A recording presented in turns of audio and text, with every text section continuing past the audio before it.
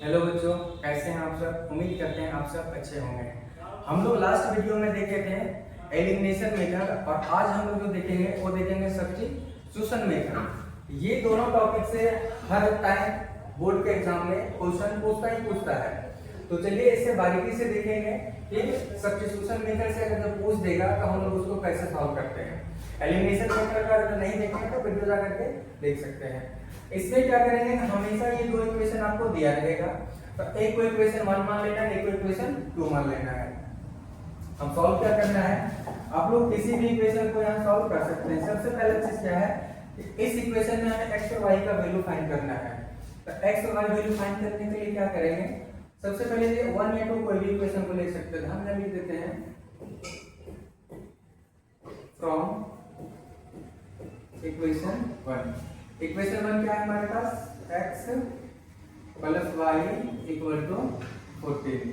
अब क्या करें, x का वैल्यू हम फाइंड करते हैं। x इक्वल टू ये y प्लस में है, y को हम इक्वल साइन को उस साइड ले जाकर क्या हो जाएगा, ये माइनस में क्या हो जाएगा, ये 14 minus y।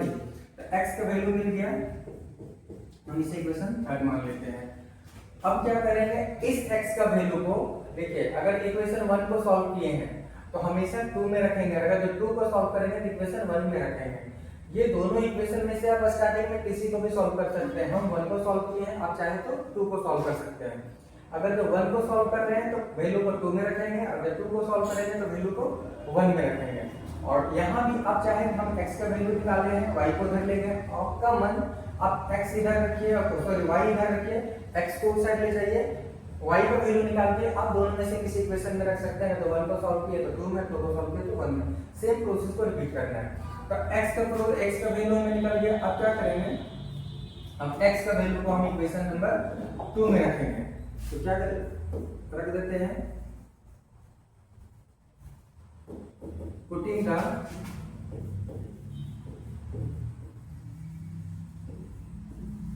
putting the value of x in equation 2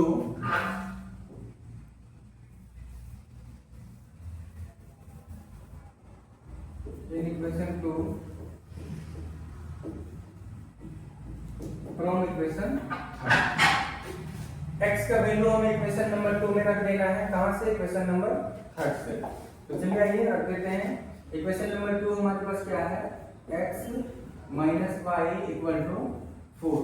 अब x का वैल्यू रखना है, तो इस x के जगह पे क्या रखेंगे, 14 माइनस वाई। तो यहाँ क्या कर देंगे, ये 14 माइनस वाई और ये माइनस वाई इक्वल टू 4। अब देखिए, तो ये 14 प्लस में है, इक्वल साइन को उधर जाएगा, क्या होगा, माइनस में। अब माइनस वाई मिलकर क्या होगा, माइनस 2y हो जाएगा। तो क्या लिख देंगे, minus 2y equal to 4 minus 14। अब क्या हो जाएगा, माइनस 2y इक्वल टू 14 में से 4 जाएगा, क्या बचेगा, माइनस 10 बचेगा। ये आ गया। अब क्या होगा, दोनों साइड माइनस माइनस है, ये इससे ये कट गया। तो अब क्या बचेगा, ये 2 मल्टीप्लाई में उधर जाएगा, क्या होगा, ये डिवाइड में क्या हो जाएगा, ये y equal to 10 divide by 2।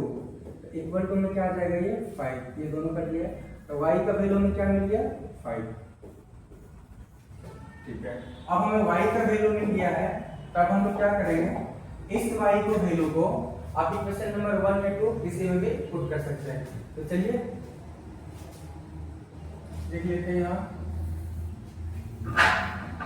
अब क्या करना है, y equal to 5।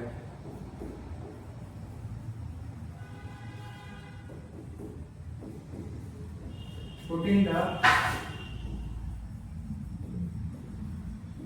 Value of y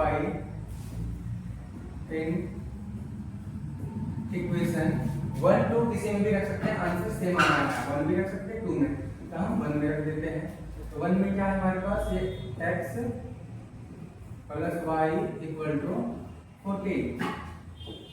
x plus y के जगह पे क्या पुट करेंगे, y के जगह पे ये 5 को पुट करेंगे, क्या होगा, ये 5 equal to 14। x equal to क्या आ जाएगा, ये प्लस में उधर जाएगा तो माइनस में क्या हो जाएगा, ये 14 माइनस 5। x इक्वल टू क्या आ गया हमारे पास, 9। तो हम लोग क्या देख रहे थे, हम लोग ये देख रहे थे कि इस दो इक्वेशन में ये दोनों वेरिएबल को हम लोग को फाइंड करना होता था, x को और y को। तो हमारे पास x का वैल्यू आ गया 9 और y का वैल्यू क्या आ गया, y का वैल्यू आ गया 5। लिख देंगे hence x equal to 9 and y equal to 5। ये क्या हो जाएगा, ये हमारा आंसर आ जाएगा। ये दोनों इक्वेशन दिया था, हम दोनों इक्वेशन के हेल्प से x और y का वैल्यू को फाइंड करते हैं। आप ये वैल्यू सही लाए हैं या नहीं लाए, अगर ऐसा डाउट है तो क्रॉस चेक कर सकते हैं। देखिए यहाँ दो वेरिएबल दिया है, मींस कि x और y का वैल्यू को जोड़ करके कितना आना चाहिए, 14 आना चाहिए, मतलब दोनों साइड इक्वल। तो क्रॉस चेक भी कर सकते हैं, x इक्वल टू 9 और 5, दोनों को 9 और 5 को ऐड करेंगे तो 14, इधर भी 14 इधर भी 14, मतलब दोनों हमारे पास जो वैल्यू आया है वो दोनों का दोनों सही है।